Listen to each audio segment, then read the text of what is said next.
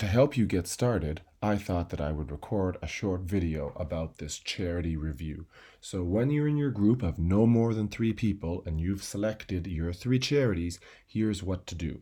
So I donate to a couple of these charities, and I'd show you their website. So World Wildlife Fund, someone at U of T who's since passed away, was involved with the basketball program. They were a major donor to the program, and they also donated to the World Wildlife Fund. So they inspired us. He inspired us to donate to a lot of us to donate to the World Wildlife Fund. So I still do that, and I think it's a good organization. So you're looking for about, who we are, financial reports, annual reports, keywords like that. So here under about World Wildlife Fund, I'm just going to go to the annual report first. And you're going to be looking for revenue, expenditures, things like that. I'll do a Control F. It could be expense or it could be expenditures. So be careful. So we go down. Okay, here's where they got their money from. Nice, easy pie chart. And then how they applied it. Okay, a little administration, some fundraising, some lobbying, and then they spent it on, conservation programs and grants and so on. Now this would be good. This is pretty easy, so at least you have something. But it'd be even better if you could compare 2 years. I think that would be the good minimum to sort of show over 2 years, what is happening. 3 years could be spectacular. And so how can we do that? Well, they have even a section called Where Your Money Goes. And it reuses, some of the information from that site and talks about, compensation. You could, include this as a fact. And we want financial statements. So here we go. And now it says the year ended June 30th. That means the 12 previous months before June 30th. It doesn't always mean the calendar year. And the first thing you're going to see is, the letter by the auditor, an accounting firm that testifies that the information is accurate, to the best of their knowledge. And then you usually see a balance sheet, how much they're worth, what their assets are, what their liabilities are.